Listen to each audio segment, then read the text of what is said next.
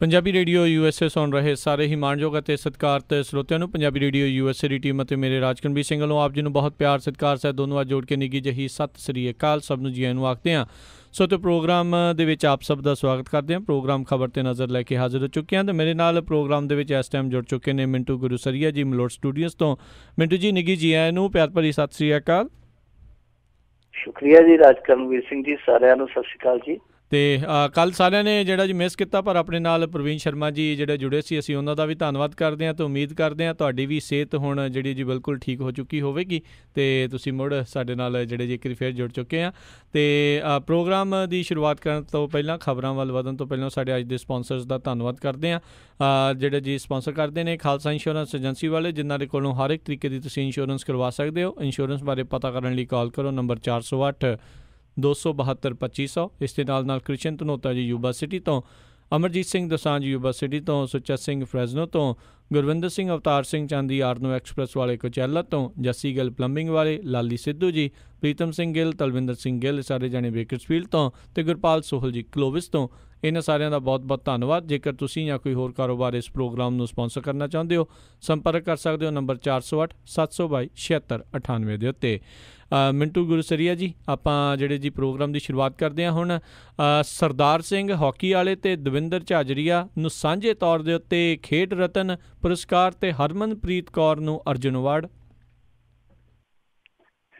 ਬਿਲਕੁਲ, ਸਾਰੇ ਨਾਂ ਹੀ ਇਹ ਸਕੂਨ ਦੇਣ ਵਾਲੇ ਆ ਜੀ, ਕਿਉਂਕਿ ਜਿਸ ਤਰੀਕੇ ਨਾਲ ਹਰਮਨਪ੍ਰੀਤ ਕੌਰ ਨੇ ਆਪਣੇ ਖੇਡ ਕੌਸ਼ਲ ਦਾ ਪ੍ਰਦਰਸ਼ਨ ਕੀਤਾ, ਉਹਨੇ ਹਰਮਨ ਜਿੱਤ ਲਿਆ।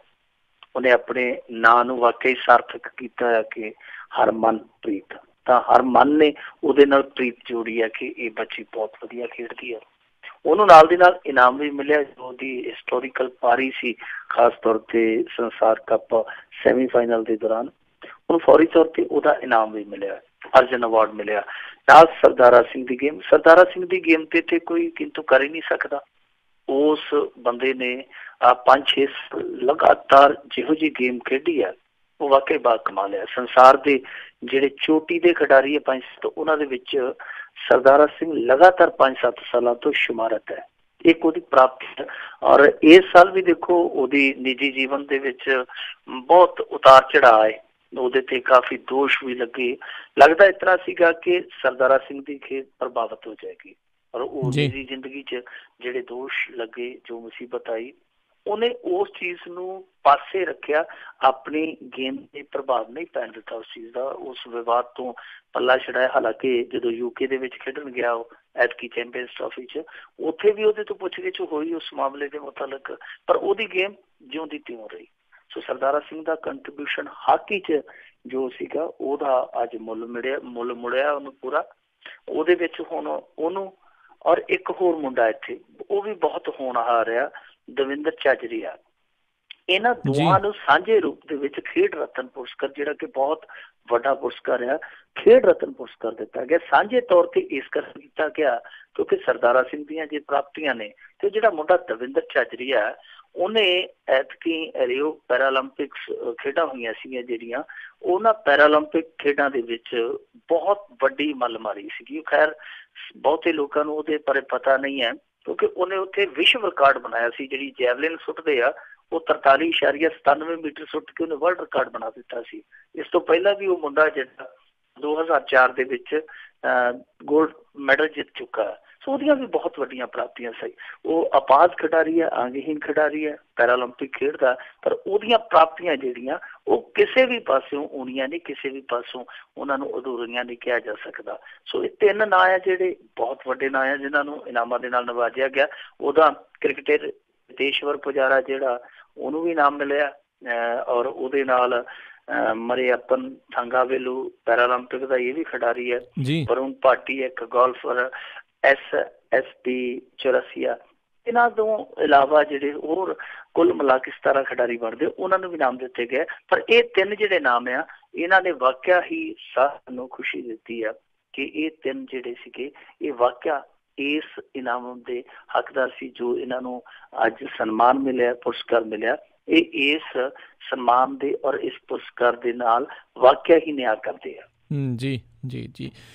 ਤੇ ਮਿੰਟੂ ਗੁਰਸੇੜੇ ਜੀ, ਅਗਲੀ ਆਪਾਂ ਗੱਲ ਕਰੀਏ ਵੀ ਸੁਸ਼ਮਾ ਸਵਰਾਜ ਨੇ ਰਾਹੁਲ ਗਾਂਧੀ ਦੀ ਚੀਨੀ ਰਾਜਦੂਤ ਨਾਲ ਕੀਤੀ ਮੁਲਾਕਾਤ ਤੇ ਸੰਸਦ ਵਿੱਚ ਸਵਾਲ ਚੁੱਕੇ। ਦੇਖੋ ਉੱਥੇ ਦੇਸ਼ਾਂ 'ਚ ਬਹੁਤ ਇੱਟ ਖੜਕਾ ਹੋਇਆ ਵਿਦੇਸ਼ ਨੀਤੀ ਨੂੰ ਲੈ ਕੇ। ਕਾਂਗਰਸ ਨੇ ਸਵਾਲ ਚੁੱਕੇ ਸਨ। ਕਾਂਗਰਸ ਦੇ ਨਾਲ ਸਮਾਜਵਾਦੀ ਪਾਰਟੀ ਦੇ ਵੀ ਮੈਂਬਰ ਪਾਰਲੀਮੈਂਟ ਨੇ ਕਾਫੀ ਸਵਾਲ ਚੁੱਕੇ ਸੀਗੇ। ਕਾਂਗਰਸ ਨੇ ਤੇ ਅੱਜ ਇੱਥੋਂ ਤੱਕ ਪੁੱਛ ਲਿਆ ਕਿ ਜਿਹੜੇ 65 ਦੌਰੇ ਹੁਣ ਤੱਕ ਪ੍ਰਧਾਨ ਮੰਤਰੀ ਕਰ ਚੁੱਕਾ ਉਹਦੇ ਚੋਂ ਕੱਢਿਆ ਕੀ, ਜੇ ਤੁਸੀਂ ਉਹ ਤੇ ਜ਼ਰਾ ਦੱਸੋ। ਤੇ ਸੁਸ਼ਮਾ ਸਵਰਾਜ ਨੇ ਕਿਹਾ ਕਿ ਨਰਿੰਦਰ ਮੋਦੀ ਦੀ ਰੀਸ ਕੋਈ ਨਹੀਂ ਕਰ ਸਕਦਾ, ਉਹਦੇ ਚ ਤੇ ਇੰਨਾ ਵਾਧਾ ਉਹ ਤੇ ਡੋਨਲਡ ਟਰੰਪ ਨੂੰ ਵੀ ਅੱਗੋਂ ਪੈ ਜਾਂਦਾ।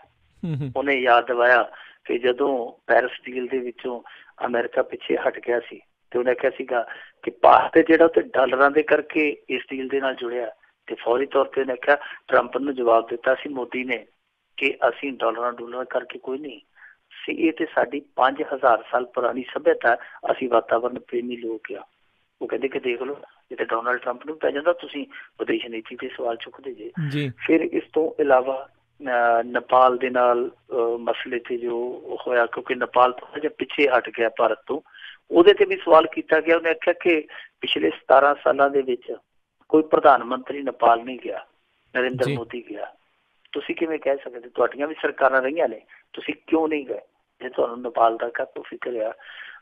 ਸਮਾਜਵਾਦੀ ਪਾਰਟੀ ਦੇ ਇੱਕ ਮੈਂਬਰ ਪਾਰਲੀਮੈਂਟ ਨੇ ਪੁੱਛਿਆ ਕਿ ਯੁੱਧ ਦੀ ਕੀ ਤਿਆਰੀ ਹੈ, ਤੇ ਉਹਦੇ ਤੇ ਸੁਸ਼ਮਾ ਸਵਰਾਜ ਨੇ ਬੜਾ ਖੂਬਸੂਰਤ ਜਵਾਬ ਦਿੱਤਾ। ਉਹਨੇ ਆਖਿਆ ਕਿ ਇਸ ਸਮੇਂ ਉਹ ਜਿਹੜੇ ਯੁੱਧ ਤੁਸੀਂ ਭਾਲਦੇ ਹੋ ਉਹ ਯੁੱਧ ਇਸ ਸਮੇਂ ਨਹੀਂ ਕੀਤੇ ਜਾ ਸਕਦੇ।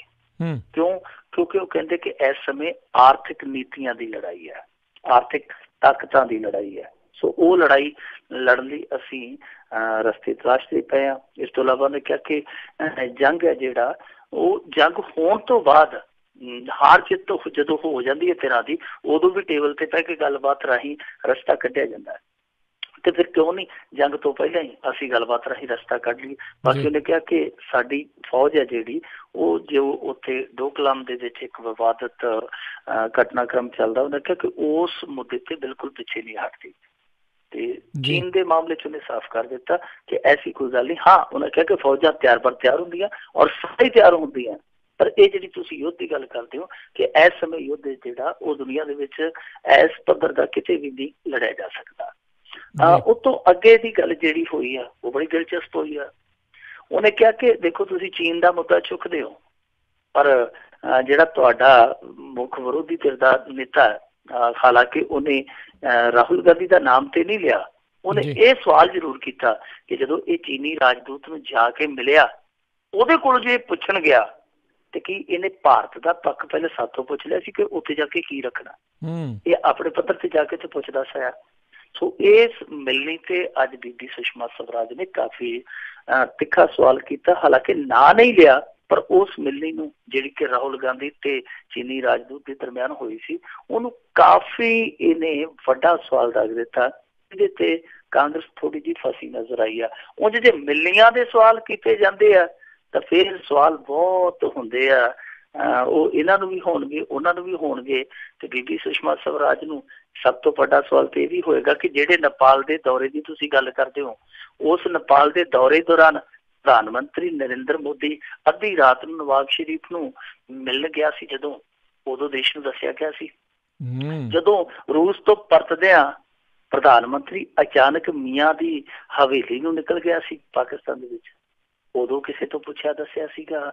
ਫਿਰ ਜਦੋਂ ISI ਦਾ ਇੱਕ ਬਹੁਤ ਵੱਡਾ ਅਫਸਰ ਪਠਾਨਕੋਟ ਏਅਰਬੇਸ ਸਟੇਸ਼ਨ 'ਚ ਲਿਆ ਵਾੜ ਦਿੱਤਾ, ਉਦੋਂ ਕਿਸੇ ਤੋਂ ਪੁੱਛਿਆ। ਉਹ ਵੀ ਤਾਂ ਜਵਾਬ ਇਹਨਾਂ ਨੂੰ ਦੇਣਾ ਚਾਹੀਦਾ ਨਾ ਕਿ ਅੱਧੀ ਰਾਤ ਸੱਜਣ ਜਿੰਦਲ ਨਵਾਜ਼ ਸ਼ਰੀਫ ਦੇ ਨਾਲ ਮੁਲਾਕਾਤ ਕਰਨ ਚਲੇ ਗਿਆ ਸੀਗਾ, ਜਿਸ ਤੋਂ ਬਾਅਦ ਅਚਾਨਕ ਉੱਥੋਂ ਦੀ ਰਾਜਨੀਤੀ 'ਚ ਵੀ ਉਬਾਲ ਆ ਗਿਆ ਤੇ ਉੱਥੋਂ ਦੀ ਫੌਜ ਨੇ ਵੀ ਇੱਥੇ ਤਾਬੜਤੋੜ ਫਾਇਰਿੰਗ ਕਰਨੀ ਸ਼ੁਰੂ ਕਰ ਦਿੱਤੀ ਬਾਰਡਰ ਤੇ, ਔਰ ਅੱਤਵਾਦੀਆਂ ਨੇ ਵੀ ਹਮਲੇ ਤੇਜ਼ ਕਰ ਦਿੱਤੇ। ਉਹ ਸੱਜਣ ਸਿੰਘ ਜਿੰਦਲ ਕਿਹਦੇ ਤੋਂ ਪਰਮਿਸ਼ਨ ਲੈ ਕੇ ਗਿਆ ਸੀ, ਕਿਹਦਾ ਪੱਖ ਲੈ ਕੇ ਗਿਆ ਸੀਗਾ, ਉਹ ਵੀ ਤੇ ਬੀਬੀ ਸੁਸ਼ਮਾ ਸਵਰਾਜ ਨੂੰ ਦੱਸਣਾ ਚਾਹੀਦਾ ਕਿ ਉਹ ਮਿਲਣੀ ਕਿਹੜੇ ਵਾਹ 'ਚ ਕਰਕੇ ਆਇਆ ਸੀਗਾ। ਸੋ ਬੜੀ ਦਿਲਚਸਪ ਰਹੀ ਹੈ ਵੈਸੇ ਇਹ ਜਿਹੜੀ ਅੱਜ ਦੀ ਬਹਿਸ ਹੈ। ਜੋ ਜਵਾਬ ਦਿੱਤਾ ਬੀਬੀ ਸੁਸ਼ਮਾ ਸਵਰਾਜ ਨੇ ਉਹ ਠੀਕ ਆ, ਉਹਨਾਂ ਦੀ ਭਾਸ਼ਾ 'ਚੋਂ ਠੀਕ ਹੋ ਸਕਦਾ। ਉਹਨਾਂ ਦੇ ਸਵਾਲਾਂ ਦੇ ਜਵਾਬ ਜਿਹੜੇ ਆ ਉਹ ਨਾ ਤੇ ਕਾਂਗਰਸ ਦੇ ਸਕਦੀ ਹੈ, ਨਾ ਕਾਂਗਰਸ ਦੇ ਸਵਾਲਾਂ ਦਾ ਜਵਾਬ ਪੂਰੀ ਤਰ੍ਹਾਂ ਉਹ ਦੇ ਸਕਦੇ ਆ। ਪਰ ਜਿਹੜੇ ਦੇਸ਼ ਦੇ ਸਵਾਲ ਆ ਉਹਨਾਂ ਸਵਾਲਾਂ ਤੇ ਇਹ ਦੋਵੇਂ ਇੱਕੋ ਜਿਹੇ, ਦੋਵੇਂ ਫਸ ਜਾਂਦੇ ਆ। ਸ਼ਾਇਦ ਇਹ ਦੋਵੇਂ ਨਹੀਂ ਦੇ ਸਕਦੇ, ਰਲ ਕੇ ਵੀ ਨਹੀਂ ਦੇ ਸਕਦੇ। ਜੀ ਜੀ ਜੀ। ਅਗਲੀ ਆਪਾਂ ਗੱਲ ਮਿੰਟੂ ਗੁਰਸਿਰ ਜੀ ਕਰਦੇ ਹਾਂ। ਦੇਸ਼ ਵਿੱਚ ਵਾਲ ਕੱਟਣ ਦੀਆਂ ਘਟਨਾਵਾਂ ਪਹੁੰਚੀਆਂ ਖਤਰਨਾਕ ਪੱਧਰ ਦੇ ਉੱਤੇ। ਖਤਰਨਾਕ ਪੱਧਰ ਤੇ ਕੀ ਹੈ ਰਾਜ ਕਰਨਵੀਰ ਸਿੰਘ ਜੀ? ਇਹ ਚੜੇਲ ਤੇ ਜਿਹੜੀ ਹੈ ਗੁੱਤਾ ਕੱਟਣ ਵਾਲੀ ਪੰਜਾਬ ਵੀ ਪਹੁੰਚ ਗਈ ਹੈ। ਦੱਸੋ। ਇਹ ਇੱਕ ਬਹੁਤ ਵੱਡਾ ਖਤਰੇ ਦਾ ਘੁੱਗੂ ਆ। ਸਾਡੇ ਇੱਥੇ ਬਠਿੰਡੇ ਵੀ ਵਾਪਰ ਗਈ ਘਟਨਾ। ਔਰਤ ਵਾਸ਼ਰੂਮ ਦੇ ਵਿੱਚ ਨਹਾਉਣ ਗਈ ਸੀਗੀ ਤੇ ਚੀਕ ਮਾਰੀ, ਮੁੜ ਕੇ ਕਹਿੰਦੇ ਬੇਹੋਸ਼ ਹੋ ਗਈ। ਜਦੋਂ ਘਰ ਵਾਲੇ ਗਏ ਭੱਜ ਕੇ ਤੇ ਜਾਂਦਿਆਂ ਨੂੰ ਗੁੱਤ ਕੱਟੀ ਹੋਈ ਸੀ। ਤੇ ਉਹ ਕਹਿੰਦੀ ਆ ਕਿ ਪਰਛਾਵਾਂ ਜਿਹਾ ਆਇਆ, ਮੈਂ ਤੇ ਬੇਹੋਸ਼ ਹੋ ਗਈ, ਮੁੜ ਕੇ ਮੈਨੂੰ ਤੇ ਪਤਾ ਨਹੀਂ ਕੀ ਹੋਇਆ।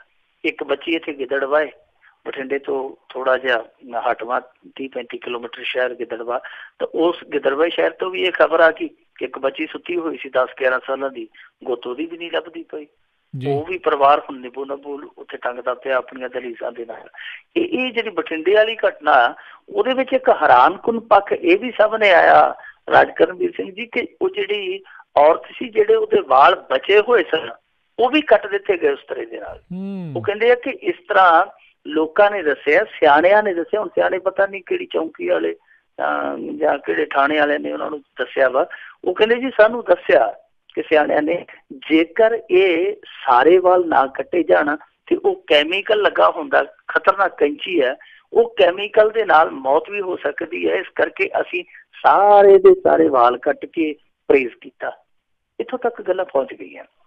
ਹੁਣ ਦੂਜੇ ਪਾਸੇ ਅੱਜ ਇੱਕ ਖਬਰ ਹੋਰ ਆ ਗਈ ਕਿ ਭਾਰਤ ਦੇ ਵਿੱਚ ਇੱਕ ਰਾਜ ਦੇ ਅੰਦਰ ਇਸ ਤਰ੍ਹਾਂ ਦੀ ਘਟਨਾ ਵੀ ਵਾਪਰੀ ਹੈ ਕਿ ਇੱਕ ਔਰਤ ਨੂੰ ਕਤਲ ਕਰ ਦਿੱਤਾ ਗਿਆ ਔਰ ਉਹਦੇ ਤੇ ਦੋਸ਼ ਲੱਗਾ ਕਿ ਇਸ ਔਰਤ ਨੇ ਇੱਕ ਬੱਚੀ ਦੇ ਵਾਲ ਕੱਟਣ ਦੀ ਕੋਸ਼ਿਸ਼ ਕੀਤੀ ਹੈ, ਜਦ ਕਿ ਉਹਦੇ ਪਰਿਵਾਰ ਵਾਲੇ ਕਹਿੰਦੇ ਕਿ ਉਹ ਤੇ ਰਾਤ ਨੂੰ ਰਫਾ ਹਾਲਤ ਵਾਸਤੇ ਗਈ ਸੀਗੀ ਤੇ ਉਹ ਗਲੀ ਦੇ ਵਿੱਚ ਕਿਸੇ ਇੱਕ ਬੱਚੀ ਸੁੱਤੀ ਪਈ ਸੀ, ਜਿਹਨੇ ਨੇੜ ਦੀ ਲੰਘ ਵੀ ਉਹ ਵੇਖੀ ਬੀਬੀ ਤੇ ਰੌਲਾ ਪਾ ਦਿੱਤਾ ਤੇ ਉਹਨੂੰ ਫੜ ਕੇ ਲੋਕਾਂ ਨੇ ਕੁੱਟ-ਕੁੱਟ ਕੇ ਮਾਰ ਦਿੱਤਾ। ਇਹ ਇਸ ਤਰ੍ਹਾਂ ਦੀਆਂ ਘਟਨਾਵਾਂ ਚੁਫੇਰੇ ਆ ਰਹੀਆਂ ਨੇ। ਰਾਜਸਥਾਨ ਚੋਂ ਵੀ ਸੁਣਨ ਨੂੰ ਮਿਲਦੀਆਂ ਪਈਆਂ, ਹਰਿਆਣੇ ਚੋਂ ਵੀ ਸੁਣਨ ਨੂੰ ਮਿਲਦੀਆਂ ਪਈਆਂ, ਦਿੱਲੀ ਚੋਂ ਵੀ, ਇੱਧਰ ਬਿਹਾਰ ਨੂੰ ਨਿਕਲ ਜਾਈਏ ਉੱਧਰ ਵੀ, ਹਰੇਕ ਪਾਸਿਓਂ ਹੀ ਏਦਾਂ ਦੀਆਂ ਘਟਨਾਵਾਂ ਜਿਹੜੀਆਂ ਉਹ ਸੁਣਨ ਨੂੰ ਮਿਲ ਰਹੀਆਂ ਨੇ। ਹਰੇਕ ਮਾਮਲੇ ਦੇ ਵਿੱਚ ਇਹੋ ਹੀ ਪਹਿਲੂ ਸਾਹਮਣੇ ਆਉਂਦਾ ਪਿਆ ਕਿ ਜੀ ਇੱਕ ਪਰਛਾਵਾਂ ਆਇਆ, ਉਸ ਤੋਂ ਬਾਅਦ ਗੁੱਤ ਕੱਟ ਕੇ ਲੈ ਗਿਆ। ਕੋਈ ਕਹਿੰਦਾ ਜੀ ਕਿ ਇੱਕ ਚੜੇਲ ਆ, ਬਸ ਪਤਾ ਹੀ ਨਹੀਂ ਲੱਗਦਾ ਕਿੱਧਰੋਂ ਆਉਂਦੀ ਹੈ ਤੇ ਕਿੱਧਰ ਗੁੱਤ ਲੈ ਕੇ ਚਲੇ ਜਾਂਦੀ ਆ। ਹੁਣ ਰਾਜ ਕਰਨਵੀਰ ਸਿੰਘ ਜੀ, ਇਹ ਪਤਾ ਨਹੀਂ ਕਿਉਂ ਭਾਰਤ ਦੇ ਵਿੱਚ ਹੀ ਸਭ ਕੁਛ ਹੁੰਦਾ ਇਹੋ ਜਿਹਾ।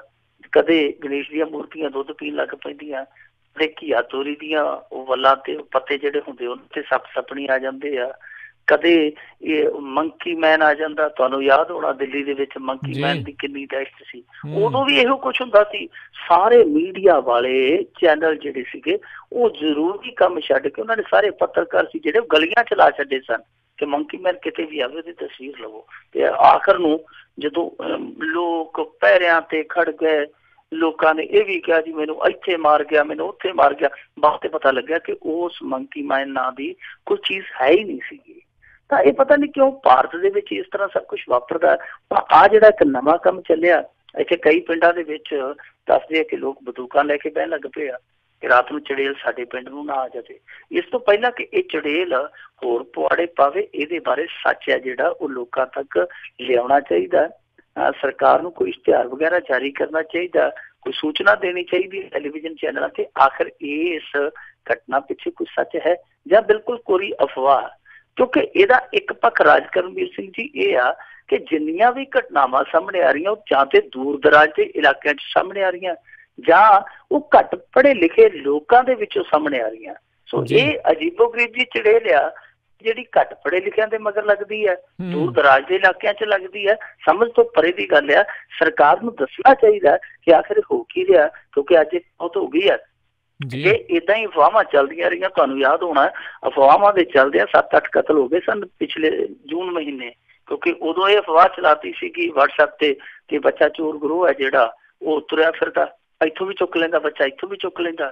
ਤੇ ਉਹ WhatsApp ਮੈਸੇਜ ਜਿੱਥੇ ਜਿੱਥੇ ਤੁਰਿਆ ਜਾਂਦਾ ਸੀ, ਜਿੱਦਾਂ ਜਿੱਦਾਂ ਕੋਈ ਸ਼ੱਕੀ ਲੱਗਦਾ ਸੀ ਕਿ ਇਹੋ ਹੋ ਸਕਦਾ, ਭੀੜ ਕੁੱਟ ਕੇ ਉਹਨੂੰ ਮਾਰ ਦਿੰਦੀ ਸੀ। ਸੋ ਇਹ ਅੱਗੇ ਜਾ ਕੇ ਹਜੂਮੀ ਕਤਲਾਂ 'ਚ ਨਾ ਮਾਮਲਾ ਇਹ ਜਿਹੜਾ ਪਹੁੰਚ ਜਾਵੇ, ਉਸ ਤੋਂ ਪਹਿਲਾਂ ਸਰਕਾਰ ਨੂੰ ਦੱਸਣਾ ਚਾਹੀਦਾ ਹੈ ਕਿ ਇਹ ਅਫਵਾਹ ਹੈ ਜਾਂ ਇਹਦੇ ਪਿੱਛੇ ਕੋਈ ਸੱਚ ਆ। ਜੇ ਕੋਈ ਸੱਚ ਆ ਤਾਂ ਉਸ ਤਾਕਤ ਨੂੰ ਫੜਨਾ ਚਾਹੀਦਾ। ਉਹ ਤਾਕਤ ਕੌਣ ਆ? ਤੇ ਜੇ ਇਸ ਤਰ੍ਹਾਂ ਦੀ ਕੋਈ ਗੈਬੀ ਤਾਕਤ ਹੈਗੀ ਆ ਤੇ ਫਿਰ ਤਾਂ ਤਰਕਸ਼ੀਲਾ ਤੋਂ ਨਾਮ ਵੀ ਲੈ ਲੈਣਾ ਚਾਹੀਦਾ।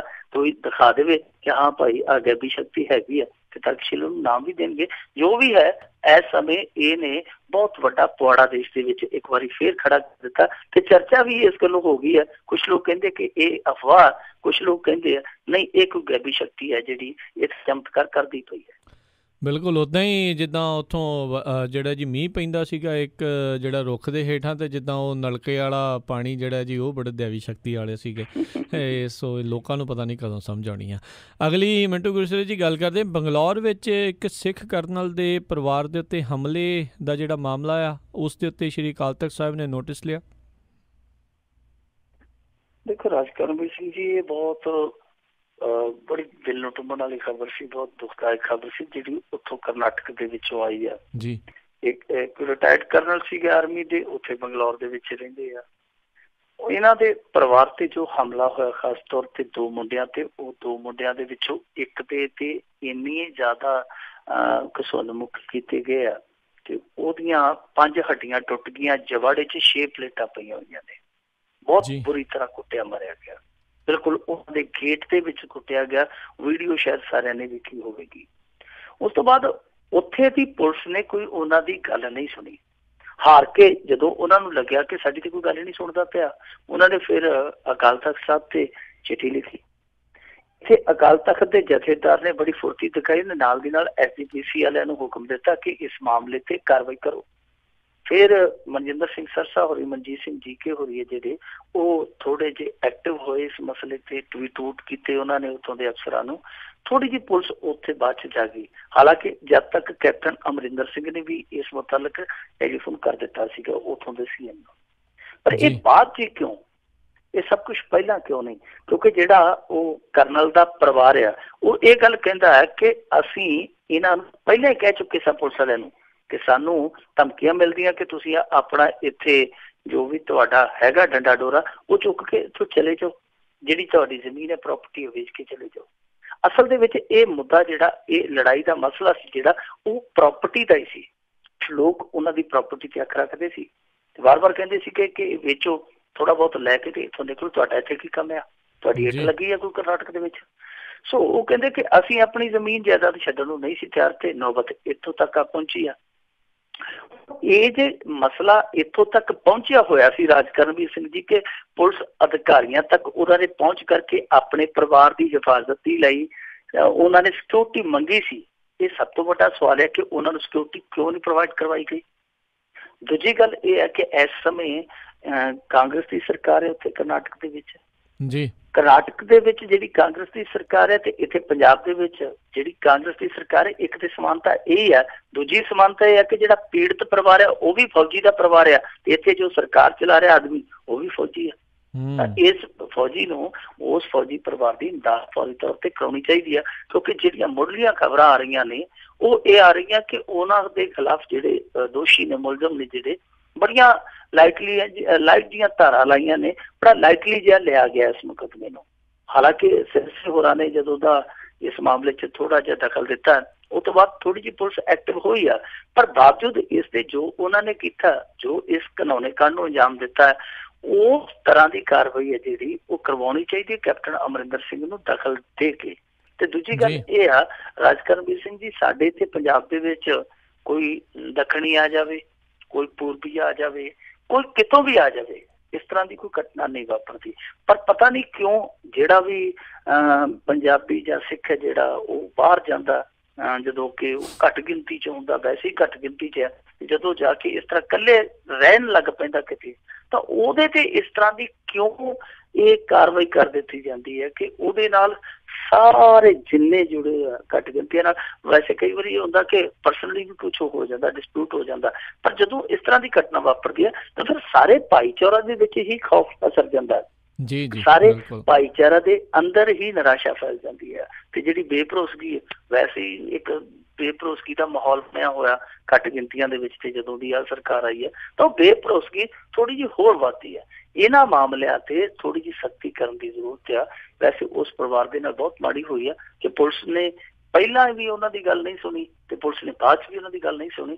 ਹੁਣ ਜੇ ਸੁਣ ਲੱਗੀ ਹੈ ਤੇ ਚੰਗੀ ਤਰ੍ਹਾਂ ਨਹੀਂ ਸੁਣਦੀ ਪਈ। ਪੁਲਿਸ ਨੂੰ ਚੰਗੀ ਤਰ੍ਹਾਂ ਗੱਲ ਸੁਣਾਉਣ ਲਈ ਸਿੱਖ ਜਥੇਬੰਦੀਆਂ ਨੂੰ ਵੀ ਕਰਨੀ ਚਾਹੀਦੀ ਹੈ ਕੋਸ਼ਿਸ਼, ਔਰ ਖਾਸ ਤੌਰ ਤੇ ਸਾਡੇ ਜਿਹੜੇ ਕੈਪਟਨ ਸਾਹਿਬ ਆ ਮੁੱਖ ਮੰਤਰੀ ਪੰਜਾਬ, ਉਹਨਾਂ ਨੂੰ ਵੀ ਇਸ ਮਾਮਲੇ ਦੇ ਵਿੱਚ ਸ਼ਿੱਦਤ ਦੇ ਨਾਲ ਕਰਨਾ ਚਾਹੀਦਾ। ਜੀ ਜੀ। ਅਗਲੀ ਆਪਾਂ ਗੱਲ ਕਰਦੇ ਹਾਂ ਵੀ ਵਿਧਾਇਕਾਂ ਦੀਆਂ ਤਨਖਾਹਾਂ ਵਧਾਉਣ ਦੀ ਗੱਲ ਫਿਰ ਛਿੜੀ ਆ। ਕੈਬਨਿਟ ਮੰਤਰੀ ਨੇ ਕਿਹਾ ਵੀ ਬਿਲਕੁਲ ਵਧਣੀਆਂ ਚਾਹੀਦੀਆਂ ਤਨਖਾਹਾਂ। ਬਿਲਕੁਲ ਵਧਣੀਆਂ ਚਾਹੀਦੀਆਂ, ਕਿਉਂਕਿ ਇਹਨਾਂ ਨੂੰ ਵਿਚਾਰਿਆਂ ਨੂੰ ਰੋਟੀ ਨਸੀਬ ਨਹੀਂ ਹੁੰਦੀ। ਬੈਂਕਾਂ ਦੇ ਡਿਫਾਲਟਰ ਆ, ਪੈਰਾਂ 'ਚ ਚੱਪਲਾਂ ਆ, ਸਾਈਕਲਾਂ ਤੇ ਤੁਰੇ ਫਿਰਦੇ ਆ। ਤਨਖਾਹ ਇਹਨਾਂ ਨੂੰ ਮਿਲਣੀ ਚਾਹੀਦੀ ਹੈ, ਵਧਾਉਣੀ ਚਾਹੀਦੀ ਹੈ। ਇਹਨਾਂ ਨੂੰ ਕੋਈ ਸਹੂਲਤ ਹੈ ਇਹਨਾਂ ਦੇ ਕੋਲੇ? ਟੈਲੀਫੋਨ ਇਹ ਗੁਆਂਢੀਆਂ ਦੇ ਘਰ ਜਾ ਕੇ ਕਰਦੇ ਆ, ਕੋਈ ਸਹੂਲਤ ਹੈ ਇਹਨਾਂ ਨੂੰ? ਬਹੁਤ ਸਹੂਲਤਾਂ ਚਾਹੀਦੀਆਂ ਇਹਨਾਂ ਨੂੰ। ਸੋ ਹੁਣ ਇਹ ਤਾਂ ਕਰਕੇ ਥੋੜੀ ਜਿਹੀ ਇਹ ਕਰਦੇ ਪਏ ਆ ਉੱਠਕ ਬੈਠਕ ਕਿ ਸਾਡੀਆਂ ਤਨਖਾਹਾਂ ਵਧਾਈਆਂ ਜਾਣ, ਅਸੀਂ ਗਰੀਬ ਲੋਕ ਆ, ਮਾਤੜ ਲੋਕ ਆ, ਜਨਤਾ ਦੀ ਸੇਵਾ ਕਰਦੇ ਆ। ਰਾਜਕਰਮਵੀਰ ਸਿੰਘ ਜੀ, ਇੱਥੇ ਪ੍ਰਬੰਧ ਦੇਖੋ ਕਿ ਆਪਣੀ ਤਨਖਾਹ ਇਹਨਾਂ ਨੂੰ ਆਪ ਹੀ ਵਧਾਉਣ ਦਾ ਹੱਕ ਆ। ਤੁਸੀਂ ਕਿਸੇ ਜੋਬ ਤੇ ਹੋ, ਬਾਹਰ ਹੋ ਚਾਹੇ ਪੰਜਾਬ 'ਚ ਹੋ, ਕਿ ਤੁਹਾਨੂੰ ਇਹੋ ਜਿਹਾ ਹੱਕ ਕਦੇ ਦਿੱਤਾ ਗਿਆ ਕਿ ਆਪਣੀ ਤਨਖਾਹ ਜਦੋਂ ਜੀ ਕਰੋ ਤੁਸੀਂ ਇਨਕਰੀਜ਼ ਕਰ ਲਓ, ਤੁਸੀਂ ਜਦੋਂ ਜੀ ਚਾਹੋ ਆਪਣਾ ਪਤਾ ਵਧਾ ਲਓ? ਤੇ ਇਹੋ ਜਿਹੀ ਸਹੂਲਤ ਹੈਗੀ ਹੈ। ਸੋ ਭਾਰਤ ਦੇ ਵਿੱਚ ਨੇਤਾਵਾਂ ਨੂੰ ਇਹ ਸਹੂਲਤ ਦਿੱਤੀ ਗਈ ਹੈ, ਵਿਲੱਖਣ ਸਹੂਲਤ ਦਿੱਤੀ ਗਈ ਹੈ ਕਿ ਜਦੋਂ ਮਨ ਕਰੇ ਉਦੋਂ ਬਸ ਇਕੱਠੇ 'ਚ ਹੋ ਜਾਓ, ਥੋੜਾ ਜਿਹਾ ਵੀ ਫਿਰ ਰੌਲਾ ਪਾਵੇ, ਅੰਤ ਨੂੰ ਦੋਵੇਂ ਪਿੰਡੇ ਜੋੜ ਕੇ ਇੱਕ ਦੂਜੇ ਦਾ ਖੁਰਕ ਕੇ ਪਿੰਡਾਂ ਤੇ ਆਪਦਾ ਡੰਗ ਸਾਰ ਲਓ। ਕੋਈ ਬੋਲੀ ਜਾਵੇ, ਕੋਈ ਰੌਲਾ ਪਾਈ ਜਾਵੇ, ਕਲਪੀ ਜਾਵੇ, ਕੁਰਲਾਈ ਜਾਵੇ, ਆਨਾ ਦਿਓ, ਚੁੱਪ ਕਰਕੇ ਮਹੀਨੇ ਦੇ ਮਹੀਨੇ ਆਪਦਾ ਲੈ ਕੇ ਸਮਾਨ ਪਾਸੇ ਹੋਵੋ। ਸੋ ਇੱਥੇ ਹੁਣ ਜਿਹੜੀ ਪੰਜਾਬ ਦੇ ਵਿੱਚ ਵਿਧਾਇਕਾਂ ਦੀ ਤਨਖਾਹ ਹੈ, ਉਹ ਤੁਹਾਨੂੰ ਯਾਦ ਹੋਣਾ, ਹੁਣ ਤੋਂ 1.5 ਸਾਲ ਪਹਿਲਾਂ ਵਧੀ ਸੀ, 15-16 ਦੇ ਵਿੱਚ ਤੇ ਪਹਿਲਾਂ ਵਧੀ ਹੈ ਜੀ।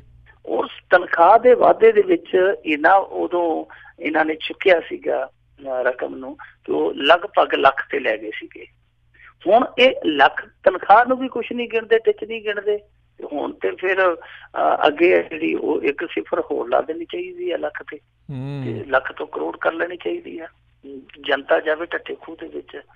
ਹੁਣ ਸਭ ਤੋਂ ਵੱਡੀ ਗੱਲ ਤੇ ਦਿਲਚਸਪ ਗੱਲ ਇਹ ਆ, ਰਾਜਕਰਮਵੀਰ ਸਿੰਘ ਜੀ, ਅੱਜ ਪ੍ਰਕਾਸ਼ ਸਿੰਘ ਬਾਦਲ ਵੀ ਕਹਿਣ ਡਿਆ ਸੀ, ਉਹ ਕਹਿੰਦਾ ਕਮਾਲ ਹੋ ਗਈ ਆ, ਕਾਹਦੀ ਤਨਖਾਹ ਵਧਾਉਣੀ ਆ? ਰਾਜਨੀਤੀ 'ਚ ਉਹ ਕਹਿੰਦੇ ਕਿ ਲੋਕਾਂ ਦੀ ਸੇਵਾ ਕਰਨ ਲਈ ਆਉਣਾ ਚਾਹੀਦਾ, ਇਹ ਤਨਖਾਹ ਧੱਤੇ ਵਾਲਾ ਕੰਮ ਨਹੀਂ ਕਰਨਾ ਚਾਹੀਦਾ। ਇਹ ਪ੍ਰਕਾਸ਼ ਸਿੰਘ ਬਾਦਲ ਉਹੀ ਪ੍ਰਕਾਸ਼ ਸਿੰਘ ਬਾਦਲ ਆ ਜਿਹੜਾ 1997 'ਚ ਕਹਿੰਦਾ ਸੀ ਕਿ ਮੈਂ 1 ਰੁਪਈਏ ਤਨਖਾਹ ਤੇ ਕੰਮ ਕਰੂੰਗਾ। ਬਾਅਦ ਦੇ ਵਿੱਚ ਉਹ ਇੱਕ ਦੇ ਨਾਲ ਪਤਾ ਹੀ ਨਹੀਂ ਕਿੰਨੀਆਂ ਕੁ ਜ਼ੀਰੋਆਂ ਲਾ ਕੇ ਪੋਟੇ ਚੱਕ ਜਾਂਦੇ ਆ ਤੇ ਸਭ ਤੋਂ ਮਹਿੰਗੇ ਮੁੱਖ ਮੰਤਰੀ ਬਣੇ ਸੀਗੇ। ਉਹ ਯਾਦ ਹੈ ਨਾ ਤੁਹਾਨੂੰ, 2014 'ਚ ਸਭ ਤੋਂ ਮਹਿੰਗੇ ਮੁੱਖ ਮੰਤਰੀ ਬਣ ਗਏ ਸੀ ਪੂਰੇ ਭਾਰਤ ਦੇ। ਤੇ ਫਿਰ ਵੀ ਅਗਲੇ ਸਾਲ ਪ੍ਰਪੋਜ਼ਲ ਲੈ ਆਏ ਸੀ, ਕਹਿੰਦੇ ਜੀ ਮੇਰੀ ਦੁੱਗਣੀ ਤਨਖਾਹ ਕਰ ਦਿਓ। ਫਿਰ ਵੀ ਪ੍ਰਪੋਜ਼ਲ ਆਏ ਸਨ ਕਿ ਮੇਰੀ ਤਨਖਾਹ ਦੁੱਗਣੀ ਕਰ ਦਿਓ। ਉਹ ਅੱਜ ਸਬਕ ਦੇ ਰਹੇ ਆ ਕਿ ਭਾਈ ਲੋਕਾਂ ਦੀ ਸੇਵਾ ਕਰਨ ਲਈ ਆਉਣਾ ਚਾਹੀਦਾ। ਰਾਜਨੀਤੀ 'ਚ ਆਹ ਤਨਖਾਹਾਂ ਵਾਲੇ ਚੱਕਰਾਂ 'ਚ ਨਹੀਂ ਪੈਣਾ ਚਾਹੀਦਾ। ਉਧਰੋਂ ਜਿਹੜਾ ਇਹਨਾਂ ਦਾ ਕੈਬਨਿਟ ਮੰਤਰੀ ਸਾਧੂ ਸਿੰਘ ਧਰਮਸੋਤ, ਉਹਦੇ ਸਿਰਾ ਹੀ ਲਾਈ ਜਾਂਦਾ, ਉਹ ਜਿੱਥੇ ਵੀ ਜਾਂਦਾ ਸਿਰਾ ਹੀ ਲਾਉਂਦਾ। ਅੱਜ ਵੀ ਕਹਿੰਦਾ ਜੀ ਇਹ ਤੇ ਬਹੁਤ ਤਨਖਾਹ ਥੋੜੀ ਆ, 1 ਲੱਖ ਤੋਂ 5 ਲੱਖ ਹੋਣੀ ਚਾਹੀਦੀ ਹੈ ਤਨਖਾਹ। ਭਾਰਤੀ ਜਨਤਾ ਪਾਰਟੀ ਦਾ ਸੋਮ ਪ੍ਰਕਾਸ਼ ਹੈ ਜਿਹੜਾ, ਉਹ ਕਹਿੰਦਾ ਬਿਲਕੁਲ ਜੀ ਅਸੀਂ ਤੇ ਬਹੁਤ ਤੰਗੀਆਂ ਤੁਰਸ਼ੀਆਂ 'ਚ ਦਿਨ ਕੱਟਦੇ ਹਾਂ, ਤਨਖਾਹ ਵਧਣੀ ਚਾਹੀਦੀ। ਯਾਨੀ ਭਾਰਤੀ ਜਨਤਾ ਪਾਰਟੀ ਨੇ ਸਹਿਮਤੀ ਜਤਾ ਦਿੱਤੀ ਹੈ। ਹਾਂ, ਪ੍ਰਕਾਸ਼ ਸਿੰਘ ਬਾਦਲ ਦਾ ਥੋੜਾ ਜਿਹਾ ਹੈ, ਆਉਣ ਵਾਲੇ ਦਿਨਾਂ 'ਚ ਉਹ ਵੀ ਮੰਨ ਜਾਣਗੇ। ਉਹ ਇੱਕ ਵਾਰੀ ਇੰਨਾ ਕੁ ਉਹਨਾਂ ਨੇ ਕਰਨਾ, ਜਿਵੇਂ 1 ਰੁਪਈਏ ਤੋਂ ਉਹ 1 ਲੱਖ ਤੱਕ ਪਹੁੰਚ ਗਏ ਸਨ, ਉਵੇਂ ਉਹਨਾਂ ਨੇ ਵੀ ਕੋਣੀ ਮੋੜ ਲੈ ਕੇ ਕੋਈ ਨਾ ਕੋਈ ਉੱਥੇ ਟਿਕਾਣੇ ਤੇ ਪਹੁੰਚ ਜਾਣਾ। ਯਾਨੀ ਇਹਨਾਂ ਨੇ ਚਰਚਾ ਛੇੜ ਦਿੱਤੀ ਹੈ। ਮਨਪ੍ਰੀਤ ਬਾਦਲ ਨੇ ਕਹਿਤੀ, ਉਹ ਕਹਿੰਦਾ ਜੀ ਕਿ ਜੇ ਸਾਡੇ ਕੋਲ ਪ੍ਰਪੋਜ਼ਲ ਆਇਆ ਤੇ ਵਿਚਾਰਾਂਗੇ। ਯਾਨੀ ਡਿਨਾਈ ਨਹੀਂ ਕੀਤਾ ਉਹਨੇ ਕਿ ਇਸ ਸਮੇਂ ਜਦੋਂ ਸਾਡੇ ਕੋਲ ਕਿਸਾਨ ਕਰਜ਼ਾ ਜਿਹੜਾ ਅਸੀਂ ਐਲਾਨ ਕੀਤਾ ਹੋਇਆ, ਵਾਅਦਾ ਕੀਤਾ, ਉਹ ਪੂਰਾ ਕਰਨ ਲਈ ਤੇ ਸਾਡੇ ਕੋਲ ਰਕਮ ਨਹੀਂ ਹੈਗੀ।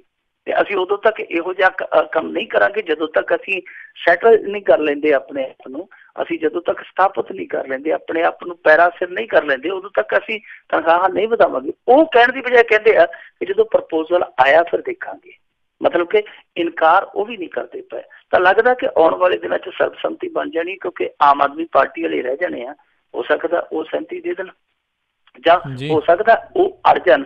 ਪਰ ਜਿਹੜਾ ਇਹ ਤਨਖਾਹਾਂ ਵਧਾਉਣ ਦਾ, ਜਿਵੇਂ ਮੈਂ ਸ਼ੁਰੂ ਦੇ ਵਿੱਚ ਕਿਹਾ, ਇਹ ਤਨਖਾਹਾਂ ਵਧਾਉਣ ਦਾ ਜਿਹੜਾ ਇਹਨਾਂ ਦੇ ਕੋਲ ਇਹਨਾਂ ਨੂੰ ਝੁਰਲੂ ਦਿੱਤਾ ਕਿ ਖੋਣ ਦੀ ਲੋੜ ਆ, ਨਹੀਂ ਤੇ ਇਹਨਾਂ ਦੀਆਂ ਤਨਖਾਹਾਂ ਵੱਟ ਕੱਢ ਦੇਣਗੀਆਂ ਤਨਖਾਹਾਂ। ਤੁਸੀਂ ਆ ਦੇਖੋ, ਜੇ ਤੁਸੀਂ ਨਾ ਲਿਸਟ ਚੱਕੋ ਕਿਹੜੀ ਸਟੇਟ ਦੇ ਵਿੱਚ MLS ਦੀ ਤਨਖਾਹ ਕਿੰਨੀ ਹੈ, ਉੱਥੇ ਤੁਹਾਨੂੰ ਆਪ ਪਤਾ ਲੱਗ ਜੂਗਾ ਕਿ ਕੁਛ ਕੁ ਇਲਾਕਿਆਂ ਦੇ ਵਿੱਚ ਹੱਕ ਜ਼ਿਆਦਾ ਕਿੰਨਾ ਕੁ ਕੁੱਦਿਆ ਹੋਇਆ। ਜਿੱਦਾਂ ਤੇਲੰਗਾਨਾ ਦੇ ਵਿੱਚ 2.5 ਲੱਖ ਰੁਪਏ ਤੱਕ ਤਨਖਾਹ ਹੈ, ਦਿੱਲੀ ਦੇ ਵਿੱਚ ਵੀ ਬਹੁਤ ਆ, ਉੱਤਰ ਪ੍ਰਦੇਸ਼ ਦੇ ਵਿੱਚ ਵੀ ਮੇਰੇ ਖਿਆਲ ਦੇ ਨਾਲ 2 ਲੱਖ ਦੇ ਕਰੀਬ ਆ, ਦਿੱਲੀ ਦੇ ਵਿੱਚ ਵੀ 2.25 ਲੱਖ ਦੇ ਕਰੀਬ ਆ, ਯਾਨੀ ਬਹੁਤ ਆ। ਤੇ ਦੂਜੇ ਪਾਸੇ ਕੁਛ ਰਾਜ ਇਹੋ ਜਿਹੇ ਆ ਜਿਨ੍ਹਾਂ ਦੇ MLS ਦੀ ਤਨਖਾਹ ਜਾਣ ਕੇ ਤੁਸੀਂ ਹੈਰਾਨ ਹੋਵੋਗੇ। ਉਹਨਾਂ ਦੇ ਵਿੱਚ ਤ੍ਰਿਪੁਰਾ ਹੈ, ਉਹਨਾਂ 'ਚ 17,500 ਆ, ਨਾਗਾਲੈਂਡ ਆ ਮੇਰੇ ਖਿਆਲ ਦੇ ਨਾਲ ਉੱਥੇ 18,000 ਆ, ਮਣੀਪੁਰ ਉੱਥੇ 18,500 ਆ, ਅਸਮ ਦੇ ਵਿੱਚ 20,000 ਆ, ਮੇਘਾਲਿਆ ਦੇ ਵਿੱਚ 28,000 ਆ, ਉੜੀਸਾ ਦੇ ਵਿੱਚ ਐਡਾ ਵੱਡਾ ਸਟੇਟ ਹੈ ਉੜੀਸਾ, ਉੱਥੇ 30,000 ਆ, ਉੱਤਰਾਖੰਡ 'ਚ 35,000 ਆ, ਰਾਜਸਥਾਨ ਕਿੱਡਾ ਵੱਡਾ ਸਟੇਟ ਹੈ ਉੱਥੇ 40,000 ਆ। ਸੋ ਉਹਨਾਂ ਦੀ ਜੇ ਤਨਖਾਹ ਦੇਖੀਏ ਤਾਂ ਕੁਝ ਇਲਾਕਿਆਂ ਦੇ ਵਿੱਚ, ਕੁਝ ਸਟੇਟਾਂ ਦੇ ਵਿੱਚ ਤੇ ਬਿਲਕੁਲ ਬਾਨੀ ਟੁੱਟਿਆ ਪਿਆ, ਤਾਗੀ ਟੁੱਟਿਆ ਪਿਆ। ਹਾਲੇ ਵੀ ਉਹ ਕਹਿੰਦੇ ਕਿ ਤਨਖਾਹਾਂ ਵਧਣੀਆਂ ਚਾਹੀਦੀਆਂ, ਸੋ ਵਧਾ ਲੈਣਗੇ। ਵੈਸੇ ਇਹਦੇ ਤੇ ਕਿਹੜਾ ਕੋਈ ਰੈਗੂਲੇਟਰੀ ਬੈਠੀ ਆ, ਕਿਹੜਾ ਕਿਸੇ ਤੋਂ ਇਹਨਾਂ ਨੇ ਕੋਈ ਪ੍ਰਵਾਨਗੀ ਲੈਣੀ ਆ। ਪਰ ਪ੍ਰਕਾਸ਼ ਸਿੰਘ ਬਾਦਲ ਦੀ ਗੱਲ ਤੇ ਹਾਸਾ ਜ਼ਰੂਰ ਆਉਂਦਾ, ਜੇ ਉਹ ਇਹੀ ਸੋਚਦੇ ਆ ਕਿ ਸਮਾਜ ਸੇਵਾ ਲਈ ਲੋਕਾਂ ਨੂੰ ਆਉਣਾ ਚਾਹੀਦਾ, ਤੇ ਫਿਰ ਜੇ ਕੈਪਟਨ ਅਮਰਿੰਦਰ ਸਿੰਘ ਨਹੀਂ ਮੰਨਦਾ ਤੇ ਰਹਿਣ ਦਿਓ, ਜੇ ਸੁਖਪਾਲ ਸਿੰਘ ਖਹਿਰਾ ਨਹੀਂ ਮੰਨਦਾ ਤਾਂ ਰਹਿਣ ਦਿਓ। ਘੱਟੋ ਘੱਟ ਜਿੰਨੇ ਅਕਾਲੀ ਵਿਧਾਇਕ ਥੋੜੇ ਬਹੁਤ ਹੈਗੇ ਹੁਣ ਤਾਂ, ਤੇ ਉਹ ਜਿੰਨੇ ਹੈਗੇ ਆ ਉਹਨਾਂ ਨੂੰ ਸਾਰਿਆਂ ਨੂੰ ਚਾਹੀਦਾ ਕਿ ਤਨਖਾਹ ਜਿਹੜੀਆਂ ਉਹ ਕਿਸਾਨਾਂ ਨੂੰ ਵੈਲਫੇਅਰ ਲਈ ਦੇ ਦੇਣ, ਆਪ ਕੱਲੀ ਸੇਵਾ ਕਰ ਲੈਣ। ਜੀ ਬਿਲਕੁਲ, ਪਰ ਉਦੋਂ ਨਹੀਂ ਨਾ ਗੱਲ ਬਣਨੀ। ਅਗਲੀ ਮਿੰਟੂ ਗੁਰਸਰੇ ਜੀ ਗੱਲ ਕਰੀਏ ਵੀ ਬਿਕਰਮ ਮਜੀਠੀਏ ਦੀ ਜ਼ੁਬਾਨ ਇੱਕ ਵਾਰੀ ਫੇਰ ਤਿਲਕੀ, ਸਿੱਧੂ ਨੂੰ ਕੱਢੀ ਗਾਲ। ਇਹਦੀ ਜ਼ੁਬਾਨ ਸੂਤ ਵੀ ਨਹੀਂ ਆਉਣੀ, ਰੱਸੀ ਸੜ ਗਈ ਵੱਟ ਨਹੀਂ ਗਿਆ। ਜਿਸ ਬੰਦੇ ਦੇ ਇੰਨੇ ਜ਼ਿਆਦਾ ਵਿਵਾਦ ਹੋਏ, ਹੁਣ ਲੋਕੀ ਕਹਿੰਦੇ ਆ ਕਿ ਪੰਜਾਬ ਦੇ ਵਿੱਚ ਜੇ ਅਕਾਲੀਆਂ ਦੀ ਬੇੜੀ ਡੁੱਬੀ ਤੇ ਉਹਦਾ ਸਭ ਤੋਂ ਵੱਡਾ ਪੱਥਰ ਇਹ ਮਜੀਠੀਆ ਸੀ। ਪਰ ਮਜੀਠੀਆ ਨੂੰ ਕੋਈ ਪਰਵਾਹ ਨਹੀਂ, ਉਹ ਮੁੱਛ ਨੂੰ ਵੱਟ ਫਿਰ ਦੇਈ ਜਾਂਦਾ, ਮੇਰੇ ਵਰਗਾ ਕੋਈ ਨਹੀਂ, ਥਾਪੀਆਂ ਮਾਰੀ ਜਾਂਦਾ, ਮੈਨੂੰ ਫੜ ਕੇ ਦਿਖਾਓ, ਆਹ ਕਰਕੇ ਦਿਖਾਓ। ਬਿਲਕੁਲ ਉਹੀ ਮਜੀਠੀਆ ਜਿਹੜਾ ਇਲੈਕਸ਼ਨ ਤੋਂ ਪਹਿਲਾਂ ਨਜ਼ਰ ਆਉਂਦਾ ਹੁੰਦਾ ਸੀ, ਉਹੀ ਮਜੀਠੀਆ, ਕੋਈ ਤੇਵਰ ਨਹੀਂ ਬਦਲਿਆ। ਨਹੀਂ ਤੇ ਐਡੀ ਵੱਡੀ ਹਾਰ, ਹਿਸਟੋਰੀਕਲ ਹਾਰ ਹੋਈ ਆ। ਥੋੜਾ ਬਹੁਤ ਫਰਕ ਪਾਉਂਦਾ ਬੰਦਾ ਬੋਲ ਬਾਣੀ 'ਚ, ਆਪਣੇ ਤੌਰ ਤਰੀਕਿਆਂ 'ਚ। ਹਾਲਾਂਕਿ ਸੁਖਬੀਰ ਸਿੰਘ ਬਾਦਲ ਥੋੜਾ ਜਿਹਾ ਅੱਗੇ ਨਾਲੋਂ ਉਹ ਸੰਭਲ ਕੇ ਚੱਲਦਾ, ਵੈਸੇ ਬਹੁਤਾ ਨਹੀਂ, ਥੋੜਾ। ਹੋਰ ਵੀ ਅਕਾਲੀ ਲੀਡਰ ਆ ਜਿਹੜਾ ਠਠੰਬਰ ਕੇ ਚੱਲਦੇ ਆ ਹੁਣ, ਪਰ ਮਜੀਠੀਆ ਸਾਹਿਬ ਉਸੇ ਚਾਲੇ ਚੱਲਦੇ ਹੁੰਦੇ ਆ। ਅਸਲ ਦੇ ਵਿੱਚ ਇਹ ਜਬਰ ਵਿਰੋਧੀ ਲਹਿਰ ਜਿਹੜੀ ਉਹ ਚਲਾਈ ਜਾਂਦੇ ਆ। ਮਾਝੇ ਦੇ ਵਿੱਚ ਰੈਲੀਆਂ ਕਰਦੇ ਪਏ, ਇੱਕ ਰੈਲੀ ਦੇ ਵਿੱਚ ਮਜੀਠੀਆ ਬਹੁਤ ਕੁਰਖਤ ਬੋਲਿਆ, ਇਹਨੇ ਨਵਜੋਤ ਸਿੱਧੂ ਨੂੰ ਉੱਥੇ ਗੰਦੀ ਗਾਲ ਕੱਢ ਦਿੱਤੀ। ਗੰਦੀ ਗਾਲ ਕੱਢਣ ਤੋਂ ਪਹਿਲਾਂ ਸਾਰਾ ਕੁਛ ਨਵਜੋਤ ਸਿੱਧੂ ਦਾ ਉਧੇੜ ਕੱਟਿਆ, ਕਹਿੰਦਾ ਜੀ ਇਹ ਉਹੀ ਨਵਜੋਤ ਸਿੱਧੂ ਆ ਜਿਹੜਾ ਕਾਂਗਰਸੀਆਂ ਦੇ ਮੁਖੀ ਨੂੰ ਯਾਨੀ ਰਾਹੁਲ ਗਾਂਧੀ ਨੂੰ ਪੱਪੂ ਕਹਿੰਦਾ ਹੁੰਦਾ ਸੀ, ਹੁਣ ਪੱਪੂ ਜੀ ਕਹਿੰਦਾ, ਤੇ ਇਹਦੀ ਅਮਾ ਨੂੰ ਕਹਿੰਦਾ ਹੁੰਦਾ ਸੀਗਾ ਕਿ ਮੁੰਨੀ, ਹੁਣ ਉਸੇ ਨੂੰ ਇਹ ਸੋਨੀਆ ਜੀ ਕਹਿੰਦਾ। ਇਹ 4 ਪੀੜ੍ਹੀਆਂ ਇਹਨਾਂ ਦੀਆਂ ਪੁਣਦਾ ਹੁੰਦਾ ਸੀ, ਹੁਣ ਜੀ ਕਰਦਾ ਫਿਰਦਾ ਜੀ। ਤੇ ਉਹ ਕਹਿੰਦਾ ਮੈਂ ਇੱਕ ਵਾਰੀ ਅਸੈਂਬਲੀ ਦੇ ਵਿੱਚ ਇੱਕ CD ਪਲੇ ਕਰਦੇ ਲੱਗਾ ਸੀਗਾ, ਇਹ ਜਦੋਂ ਮੈਂ ਦੱਸਦਾ ਪਿਆ ਸੀਗਾ ਅਸੈਂਬਲੀ 'ਚ ਤੇ ਸਪੀਕਰ ਨੇ ਮੈਨੂੰ ਰੋਕ ਦਿੱਤਾ। ਫਿਰ ਇਹ ਗੱਲ ਕਰਦਾ ਨਵਜੋਤ ਸਿੱਧੂ ਨੂੰ ਗੰਦੀ ਗਾਲ ਕੱਢ ਗਿਆ, ਰਿਕਾਰਡ ਹੋ ਗਈ। ਇਹ ਤੁਹਾਨੂੰ ਯਾਦ ਹੋਣਾ ਕਿ ਬਿਕਰਮਜੀਤ ਸਿੰਘ ਮਜੀਠੀਆ ਉਹੀ ਮਜੀਠੀਆ ਜਿਹਨੇ ਖੁਦ ਅਸੈਂਬਲੀ 'ਚ ਖੜ ਕੇ ਗੱਲ ਕੱਢ ਦਿੱਤੀ ਸੀ ਜੀ। ਤੇ ਬਾਅਦ ਦੇ ਵਿੱਚ ਇਹਦੇ ਜੀਜਾ ਜੀ ਆ, ਜਦੋਂ ਪੱਤਰਕਾਰਾਂ ਨੇ ਪੁੱਛਿਆ ਕਿ ਇਹੋ ਜਿਹਾ ਕੰਮ ਕਿਉਂ ਕੀਤਾ, ਉਹ ਇਸ ਗੱਲ ਤੇ ਨਹੀਂ ਆਇਆ। ਤੇ ਜਦੋਂ ਇੱਕ ਬੀਬੀ ਪੱਤਰਕਾਰ ਨੇ ਪੁੱਛਿਆ, ਉਹਨੇ ਆਖਿਆ ਕਿ ਤੁਸੀਂ ਕਿਉਂ ਮੁੱਕਰਦੇ ਹੋ, ਉਹਨੇ ਗਾਲ ਕੱਢੀ ਆ। ਇਹ ਕਹਿੰਦਾ ਨਹੀਂ ਕੱਢੀ। ਉਹਨੇ ਆਖਿਆ ਤੁਸੀਂ ਕਹਿੰਦੇ ਕੋਈ ਗਾਲ ਨਹੀਂ ਕੱਢੀ, ਉਹਨੇ ਗਾਲ ਕੱਢੀ ਆ, ਰਿਕਾਰਡ ਹੋਈ ਆ। ਉਹ ਕਹਿੰਦਾ ਮੈਂ ਜਦੋਂ ਕਹੀ ਇਹਨਾਂ ਗੱਲ ਨਹੀਂ ਕੱਢੀ। ਤੇ ਉਹ ਬੀਬੀ ਪੱਤਰਕਾਰ ਕਹਿੰਦੀ ਕਿ ਸਾਰੇ ਪੰਜਾਬ ਨੇ ਸੁਣੀ ਹੈ।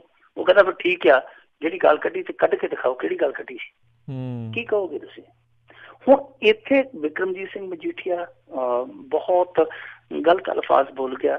ਘੱਟੋ ਘੱਟ ਇੰਨਾ ਹੀ ਹੈ ਰਾਜ ਕਰਮਵੀਰ ਸਿੰਘ ਜੀ, ਕਈ ਵਾਰ ਜ਼ੁਬਾਨ ਫਿਸਲ ਜਾਂਦੀ ਹੈ, ਆਮ ਬੋਲਚਾਲ ਚ ਵੀ ਫਿਸਲ ਜਾਂਦੀ ਹੈ, ਬੰਦਾ ਉਸ ਗੱਲ ਲਈ ਮਾਫੀ ਵੀ ਮੰਗ ਲੈਂਦਾ।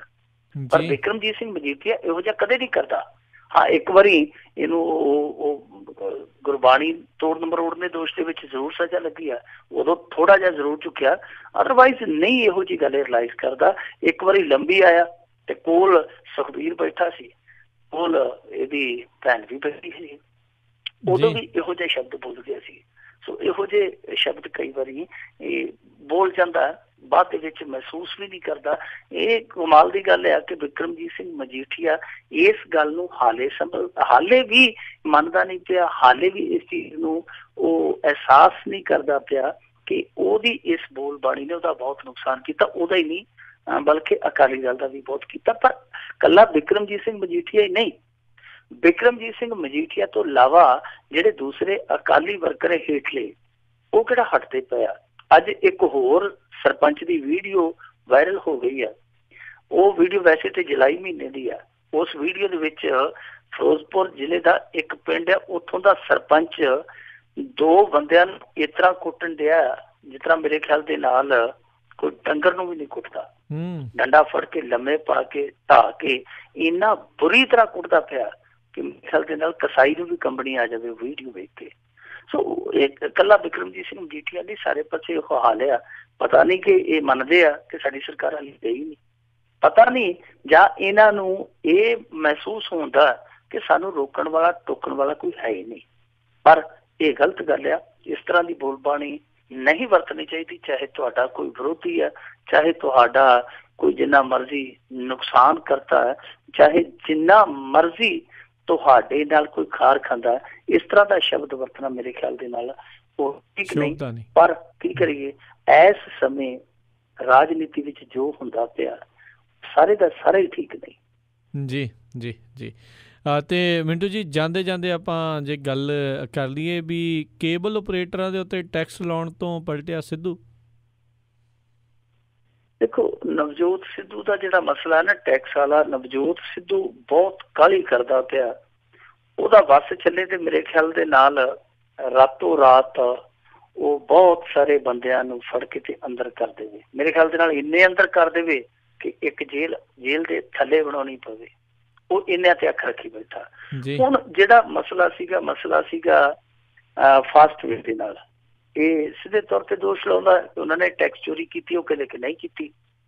ਫਿਰ ਇਹਨੇ ਆਖਿਆ ਕਿ ਕੋਈ ਗੱਲ ਨਹੀਂ, ਵਿੱਚੋਂ ਇਹਨੇ ਕੁਛ ਸਸਪੈਂਡ ਵੀ ਕਰ ਦਿੱਤੇ। ਇਹਨੇ ਆਖਿਆ ਕੋਈ ਗੱਲ ਨਹੀਂ, ਅਸੀਂ ਕਨੈਕਸ਼ਨ ਗਿਣ ਲੈਂਦੇ ਹਾਂ। ਉਹ ਕਨੈਕਸ਼ਨ ਗਿਣ ਤੇ ਇਹਨੇ ਸਾਰੇ ਕਰਮਚਾਰੀ ਲਾ ਦਿੱਤੇ ਨਗਰ ਕੌਂਸਲਾਂ ਦੇ। ਹੁਣ ਉੱਥੇ ਜਾਲ ਬੁਣੇ ਪਏ ਆ ਤਾਰਾਂ ਦੇ, ਸ਼ਹਿਰਾਂ ਦੇ ਵਿੱਚ ਬੁਰਾ ਹਾਲ ਆ, ਉਹ ਗਿਣ ਨਹੀਂ ਹੋਏ। ਉਲਟਾ ਕਮਾਲ ਵਾਲੀ ਗੱਲ ਤੇ ਇਹ ਸੀ ਕਿ ਦਫ਼ਤਰਾਂ ਦੇ ਵਿੱਚ 4th ਕਲਾਸ ਮੁਲਾਜ਼ਮ ਤੇ ਹਾਜ਼ਰ ਬੈਠੇ ਹੁੰਦੇ ਆ, ਉਹ ਤੇ ਪੱਖਿਆਂ ਥੱਲੇ ਮੌਜ ਨਾਲ ਬੈਠੇ ਹੁੰਦੇ ਆ। ਤੇ ਜਿਹੜੇ ਵੱਡੇ ਕਰਮਚਾਰੀ ਹੁੰਦੇ ਆ ਉਹਨਾਂ ਨੂੰ ਜੇ ਆ ਕੇ ਕੋਈ ਪੁੱਛਦਾ ਕਿ ਫਲਾਂ ਅਫਸਰ ਕਿੱਥੇ ਆ, ਤੇ ਉਹ ਕਹਿੰਦੇ ਜੀ ਤਾਰਾਂ ਗਿਣ ਗਏ ਆ। ਅਗਲਾ ਕਹਿੰਦਾ ਇਹ ਤੇ ਸੁਣਿਆ ਸੀਗਾ ਕਿ ਫਲਾਣਾ ਆਪਣੀ ਮਹਿਬੂਬ ਦੀ ਦੇ ਵਿੱਚ ਤਾਰੇ ਗਿਣਦਾ ਰਹਿੰਦਾ, ਇਹ ਤਾਰਾਂ ਗਿਣਨ ਵਾਲਾ ਕੰਮ ਕੀ ਆ? ਤੇ ਫਿਰ ਅਗਲੇ ਨੂੰ ਸਮਝਾਇਆ ਜਾਂਦਾ ਕਿ ਕੇਬਲ ਕਨੈਕਸ਼ਨ ਹੁੰਦੀਆਂ ਜੀ, ਤਾਰਾਂ ਗਿਣ ਗਿਆ, ਤਾਰੇ ਨਹੀਂ ਗਿਣ ਗਿਆ। ਹੁਣ ਦੂਜੇ ਪਾਸੇ ਨਵਜੋਤ ਸਿੱਧੂ ਉਸ ਮਸਲੇ ਤੋਂ ਵੀ ਪਿੱਛੇ ਪਿਆ। ਕਹਿੰਦਾ ਜੀ ਕਿ ਹੁਣ ਅਸੀਂ GPR ਸਿਸਟਮ ਲਿਆਵਾਂਗੇ, GPR ਸਿਸਟਮ ਰਾਹੀਂ ਅਸੀਂ ਪਤਾ ਕਰ ਲਾਂਗੇ ਕਿ ਧਰਤੀ ਦੇ ਹੇਠਾਂ ਕਿੰਨੀਆਂ ਤਾਰਾਂ ਨੇ, ਫਿਰ ਉਹ ਤੋਂ ਪਤਾ ਲਾ ਲਾਂਗੇ ਕਿ ਕਿਹੜੇ ਕਿਹੜੇ ਕੇਬਲ ਨੈਟਵਰਕ ਦੀ ਕਿਹੜੀ ਕਿਹੜੀ ਤਾਰ, ਕਿਹੜੀ ਕਿਹੜੀ ਕੇਬਲ ਜਾਂਦੀ ਹੈ। ਇਹ ਸਿਸਟਮ ਪਹਿਲਾਂ ਹੀ ਕਰ ਲੈਣਾ ਚਾਹੀਦਾ ਸੀਗਾ। ਦੂਜੇ ਪਾਸੇ ਇਹਨੇ ਕਿਹਾ ਸੀਗਾ ਕਿ ਅਸੀਂ ਮਨੋਰੰਜਨ ਕਰ ਲਾਉਣਾ ਹੈ। ਮਨੋਰੰਜਨ ਕਰ ਤੋਂ ਭਾਵ ਇੰਟਰਟੇਨਮੈਂਟ ਟੈਕਸ, ਹਰੇਕ ਕਨੈਕਸ਼ਨ ਤੇ 50 ਰੁਪਏ ਲਵਾਂਗੇ। ਪਰ ਹੁਣ ਨਵਜੋਤ ਸਿੱਧੂ ਉਸ ਗੱਲ ਤੋਂ ਵੀ ਪਿੱਛੇ ਹਟ ਗਏ ਨੇ, ਆਖਿਆ ਕਿ ਇੱਕ ਨਵਾਂ ਪੈਸਾ ਅਸੀਂ ਨਵਾਂ ਟੈਕਸ ਨਹੀਂ ਲਵਾਂਗੇ। ਕੱਲਾ ਇਹ ਇੰਟਰਟੇਨਮੈਂਟ ਟੈਕਸ ਹੀ ਨਹੀਂ, ਨਵਜੋਤ ਸਿੱਧੂ ਨੇ ਸਾਫ਼ ਕਰ ਦਿੱਤਾ ਕਿ ਸਥਾਨਕ ਸਰਕਾਰਾਂ ਦੇ ਮਹਿਕਮੇ ਨਾਲ ਜੁੜਿਆ ਕੋਈ ਵੀ ਨਵਾਂ ਟੈਕਸ ਅਸੀਂ 4 ਤਰੀਕ ਵਾਲੀ ਕੈਬਨਿਟ ਮੀਟਿੰਗ 'ਚ ਨਹੀਂ ਲਵਾਂਗੇ। ਇਹਦਾ ਮਤਲਬ ਇਹ ਆ ਕਿ ਜੋ ਪਹਿਲਾ ਐਲਾਨ ਕੀਤਾ ਸੀ ਇਹਨਾਂ ਨੇ ਕਿ ਅਸੀਂ 50 ਰੁਪਏ ਹਰੇਕ ਕਨੈਕਸ਼ਨ ਤੇ ਇੰਟਰਟੇਨਮੈਂਟ ਟੈਕਸ ਲਾਵਾਂਗੇ, ਉਹ ਤੋਂ ਪਲਟੀ ਖਾ ਕੇ। ਪਲਟੀ ਇਸ ਕਰਕੇ ਖਾ ਗਏ ਆ ਰਾਜ ਕਰਮਵੀਰ ਸਿੰਘ ਜੀ, ਕਿਉਂਕਿ ਨਵਜੋਤ ਸਿੱਧੂ ਨੂੰ ਅਹਿਸਾਸ ਹੋ ਗਿਆ ਕਿ ਹੋਰ 2 ਮਹੀਨਿਆਂ ਨੂੰ 4 ਮਹੀਨਿਆਂ ਨੂੰ ਨਗਰ ਕੌਂਸਲ ਚੋਣਾਂ 'ਚ ਸਾਨੂੰ ਲੋਕਾਂ ਦੇ ਘਰਾਂ 'ਚ ਜਾਣਾ ਪੈਣਾ। ਜਦੋਂ ਅਸੀਂ ਘਰਾਂ 'ਚ ਜਾਵਾਂਗੇ, ਕਿਉਂਕਿ ਕੰਮ ਤੇ ਜਿਹੜੇ ਮਾੜੇ ਮੋਟੇ ਅਕਾਲੀ ਭਾਜਪਾ ਸਰਕਾਰ ਵੇਲੇ ਹੋਏ ਸੀ ਜਾਂ ਚੱਲਦੇ ਪਏ ਸੀ, ਉਹ ਵੀ ਅਸੀਂ ਰੋਕ ਕੱਟੇ ਆ ਤੇ ਨਵੇਂ ਚਲਾਉਣ ਜੋ ਕਿ ਅਸੀਂ ਹੈ ਹੀ ਨਹੀਂ। ਕੰਮ ਦੇ ਮੁੱਦੇ ਤੇ ਜਾ ਕੇ ਤੇ ਅਸੀਂ ਵੋਟ ਮੰਗ ਹੀ ਨਹੀਂ ਸਕਦੇ। ਜੇ ਉਲਟਾ ਟੈਕਸ ਲੱਗੇ ਤੇ ਫਿਰ ਜਦੋਂ ਅਸੀਂ ਲੋਕਾਂ ਦੀਆਂ ਦਹਲੀਜ਼ਾਂ ਤੇ ਜਾ ਕੇ ਇਹ ਕਵਾਂਗੇ ਕਿ ਸਾਨੂੰ ਇੱਕ ਵਾਰ ਫੇਰ ਵੋਟ ਦੇ ਦਿਓ, ਤੇ ਫਿਰ ਅੱਗੋਂ ਵੋਟ ਦੀ ਥਾਂ ਤੇ ਜੋ ਮਿਲੇਗਾ ਉਹ ਸਾਥੋਂ ਝੋਲੀ 'ਚ ਪਵਾਇਆ ਨਹੀਂ ਜਾਣਾ। ਇਸ ਕਰਕੇ ਨਵਜੋਤ ਸਿੱਧੂ ਨੇ ਪੈਰ ਪਿਛਾਕੜੀ ਖਿੱਚ ਲਿਆ। ਵੈਸੇ ਇਹ ਵੀ ਇੱਕ ਦਿਲਚਸਪ ਗੱਲ ਆ ਕਿ ਨਵਜੋਤ ਸਿੱਧੂ ਕਹਿੰਦਾ ਕਿ ਕਾਰਵਾਈ ਕਰ ਦਿਆਂਗੇ ਤੇ ਕੈਪਟਨ ਅਮਰਿੰਦਰ ਸਿੰਘ ਦੇ ਤਹਿਤ ਆਉਂਦੀ ਹੈ ਗੱਲਬਾਤ, ਮੈਂ ਸਾਰਾ ਕੁਛ ਉਹਨਾਂ ਨੂੰ ਮੁਹੱਈਆ ਕਰਵਾ ਚੁੱਕਾ, ਉਹਨਾਂ ਨੂੰ ਮੈਂ ਮੰਗ ਕਰਦਾ ਕਿ ਉਹ ਕਾਰਵਾਈ ਕਰ ਦੇਣ। ਜਦ ਕਿ ਜਿਹੜਾ ਕੈਪਟਨ ਅਮਰਿੰਦਰ ਸਿੰਘ ਆ ਉਹ ਦੱਸਦੇ ਕਿ ਹਾਲੇ ਆਪਣੇ ਅਫਸਰਾਂ ਤੋਂ ਸਲਾਹ ਲੈਂਦਾ ਪਿਆ, ਹਾਲੇ ਉਹ ਵਿਭਾਗ ਤੋਂ ਸਲਾਹ ਲੈਂਦਾ ਪਿਆ ਕਿ ਕੀ ਕੀਤਾ ਜਾਵੇ। ਯਾਨੀ ਜੋ ਨਵਜੋਤ ਸਿੱਧੂ ਉਹਨੂੰ ਭੇਜਦਾ ਉਹਦੇ ਤੇ ਸ਼ਾਇਦ ਉਹਨੂੰ ਯਕੀਨ ਨਹੀਂ, ਜਾਂ ਉਹ ਇਹ ਸੋਚਦਾ ਕਿ ਇਹਦੇ ਆਖੇ ਲਾ ਕੇ ਮੈਂ ਕੋਈ ਹੋਰ ਸਿਆਪਾ ਨਾ ਪਾ ਲਵਾਂ। ਉਹ ਦੂਜਿਆਂ ਤੋਂ ਸਲਾਹ ਲੈਂਦਾ ਪਿਆ ਬਜਾਏ ਇਸ ਤੇ ਕਿ ਜੋ ਨਵਜੋਤ ਸਿੱਧੂ ਨੂੰ ਸਲਾਹ ਦਿੰਦਾ ਪਿਆ। ਸੋ ਇਸ ਮੁੱਦੇ ਤੇ ਕਾਫੀ ਉਲਝਣ ਆ ਕਾਂਗਰਸ ਦੇ ਅੰਦਰ। ਠੀਕ ਉਸੇ ਤਰ੍ਹਾਂ ਦੀ ਉਲਝਣ ਆ ਜਿੱਦਾਂ ਨਸ਼ੇ ਨੂੰ ਲੈ ਕੇ ਆ ਕਿ ਇੱਕ ਕਹਿੰਦਾ ਕਿ ਜੀ ਸਾਰੇ ਸਮਗਲਰ ਇੱਥੋਂ ਨੱਠ ਚੁੱਕੇ ਆ, ਤੇ ਦੂਸਰਾ ਕਹਿੰਦਾ ਕਿਤੇ ਨਹੀਂ ਗਏ, ਮੇਰੇ ਇਲਾਕੇ ਜਾ ਕੇ ਦੇਖ ਲਓ। ਜੀ ਜੀ ਜੀ, ਬਹੁਤ ਬਹੁਤ ਧੰਨਵਾਦ ਮਿੰਟੂ ਗੁਰਸੇਰੇ ਜੀ, ਤੁਸੀਂ ਸਾਡੇ ਨਾਲ ਜੁੜੇ ਇਹਨਾਂ ਖਬਰਾਂ ਬਾਰੇ ਵਿਸਤਾਰ ਜਾਣਕਾਰੀਆਂ ਦਿੱਤੀਆਂ। ਅਗਲੀ ਵਾਰ ਤੱਕ ਲਈ ਬਹੁਤ ਬਹੁਤ ਧੰਨਵਾਦ, ਬੜੀ ਮਿਹਰਬਾਨੀ, ਸਤਿ ਸ਼੍ਰੀ ਅਕਾਲ। ਤੇ ਸਰੋਤਿਓ, ਇੱਥੇ ਹੀ ਸਾਡਾ ਅੱਜ ਦਾ ਇਹ ਪ੍ਰੋਗਰਾਮ ਸਮਾਪਤ ਹੈ। ਮਿਲਾਂਗੇ ਅਗਲੇ ਪ੍ਰੋਗਰਾਮ 'ਚ। ਉਦੋਂ ਤੱਕ ਲਈ ਤੁਹਾਨੂੰ ਸਾਰਿਆਂ ਨੂੰ ਬਹੁਤ ਪਿਆਰ ਸਤਿਕਾਰ ਸਾਹਿਬ ਦੋਨੋਂ ਅੱਜ ਜੋੜ ਕੇ ਨਿੱਘੀ ਜਿਹੀ ਸਤਿ ਸ਼੍ਰੀ ਅਕਾਲ। ਯੂਨੀਵਰਸਿਟੀ ਰਹੋ, ਹੱਸਦੇ ਖੇਲਦੇ ਰਹੋ ਤੇ ਸੁਣਦੇ ਰਹੋ ਪੰਜਾਬੀ ਰੇਡੀਓ USA।